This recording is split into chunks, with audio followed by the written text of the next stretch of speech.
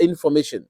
Malaouda Malachi, le ministre de la santé publique qu'on a vu du côté de Yaoundé avec Folie d'Iran, il est allé porter une main forte à Folie d'Iran, aider aussi pour les soins des Folies d'Iran qui étaient très malades.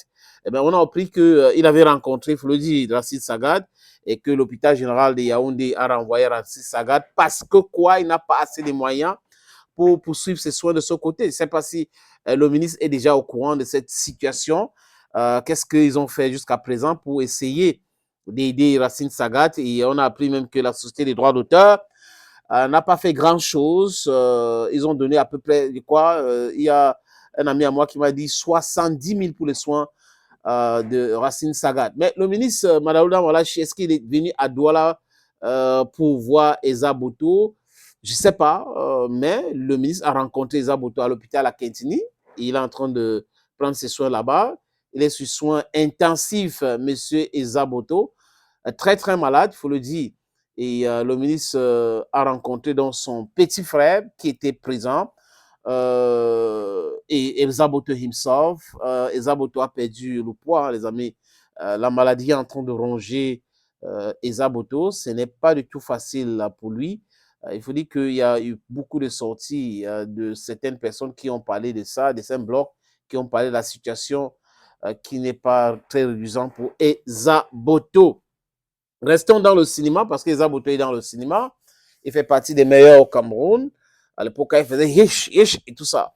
Bon, les amis, les Gassanga Dédé, je pense que c'était le village Gassanga Dédé. Et pour ceux qui veulent porter un secours à Eza Boto, il est à l'hôpital à Kentini. Vous pouvez y aller ou consulter sa page Facebook Eza Boto. Il y a un numéro là-bas, contactez ce numéro et savoir comment contribuer pour aider Eza Boto. Nous allons parler maintenant de cette cinquantenaire. Il s'appelle Blaise Option. Il fait partie aussi des meilleurs producteurs dans le cinéma, les meilleurs réalisateurs. Don't talk French.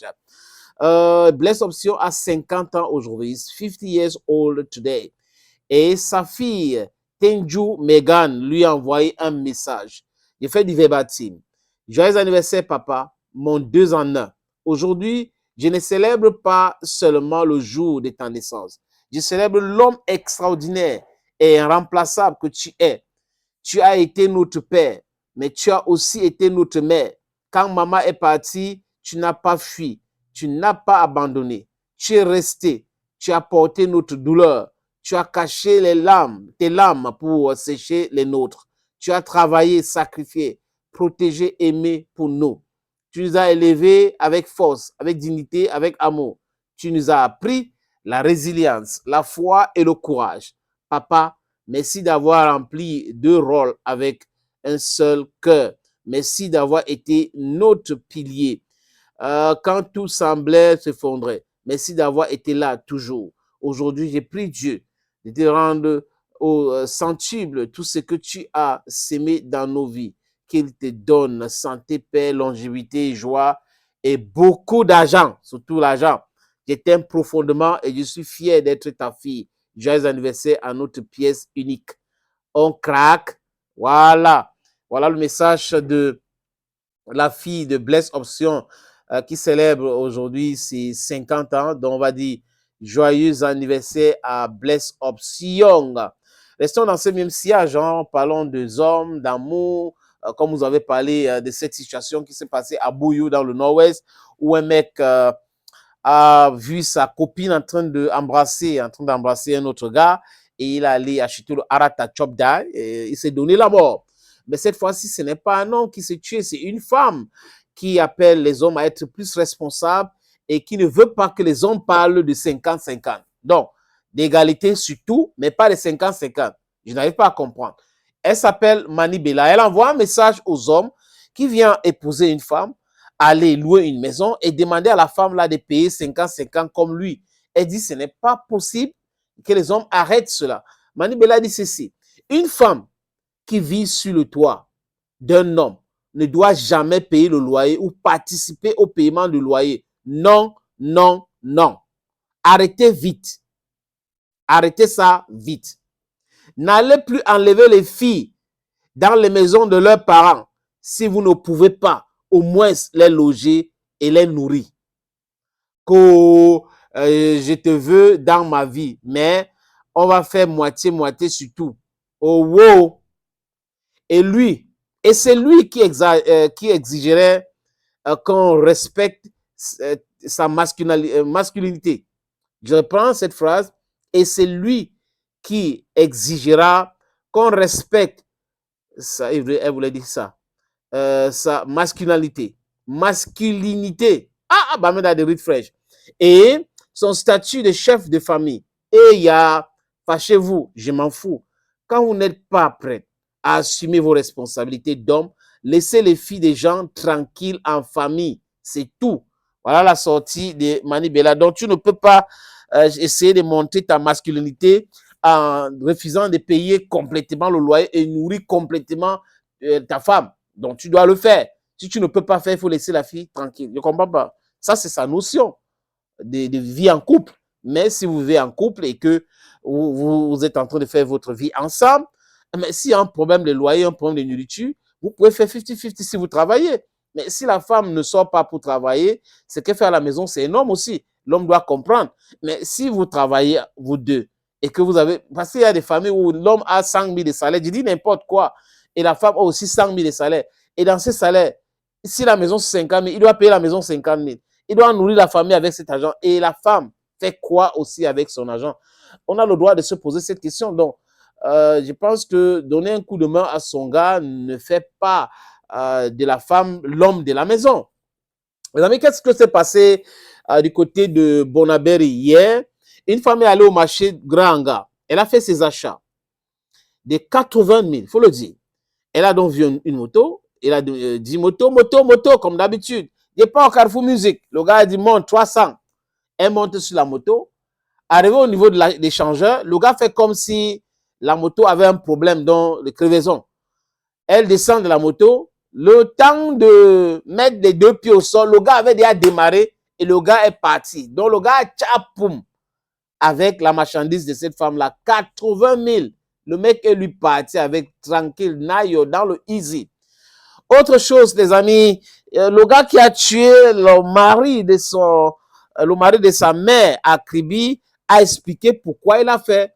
La police a fait la reconstitution de fait et il a dit que quand il est allé là-bas, c'était pour récupérer une moto et il dit aussi au mari de sa mère que sa mère était malade et sa mère devrait aller à l'hôpital et que le mari de sa mère lui a dit que je pense que c'est ta drogue que tu fumes là qui te dérange et c'est comme ça qu'il s'est énervé et a donné la mort à ce monsieur. Donc, il est entre les mains de la police actuellement. Et du côté de Yaoundé, une enseignante a été retrouvée morte dans un puits du côté de Yaoundé. Et c'est pour elle que son mari a refusé l'autopsie. Pourquoi? Que s'est-il passé? Apparemment, on a retrouvé les signes de violence sur son corps. Pourquoi est-ce que Jeannette a été retrouvée dans un puits, qu'il a jeté dans ce puits? Est-ce qu'il y a eu bagarre entre elle et son mari? Et que le mari l'a tué, l'a assassiné et jeté dans ce puits-là. Et pourquoi le mari refuse l'autopsie aujourd'hui? Dans ces questions, on est du côté de Sang-Malima.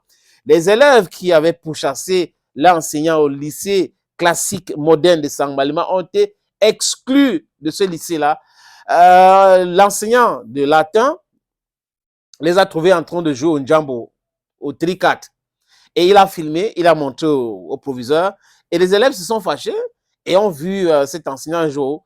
Et ils ont commencé à chasser l'enseignant pour le tuer avec des couteaux. Et le gars a fui jusqu'à entrer chez le proviseur. Heureusement que la police est intervenue à temps.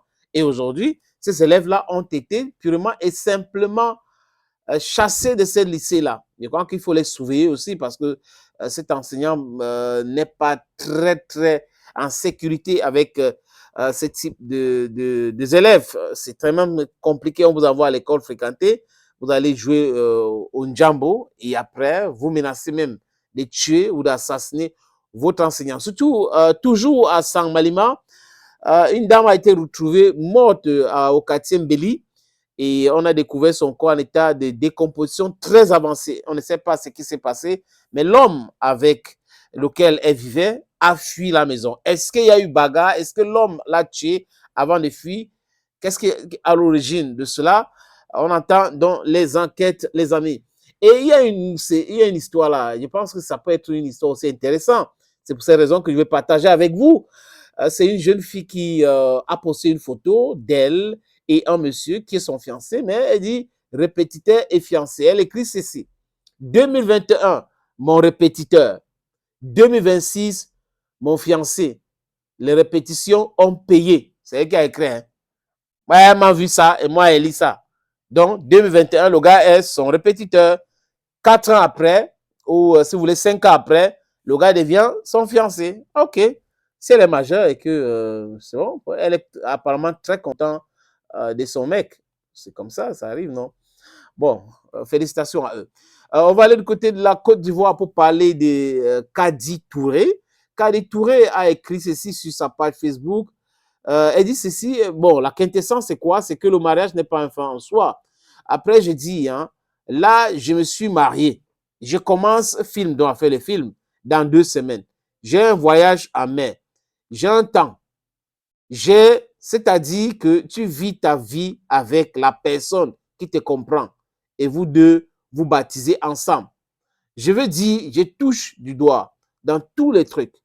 Il y a des problèmes. Mais même quand il y aura un problème, tu vas peut-être moins souffrir, au moins sentir la douleur.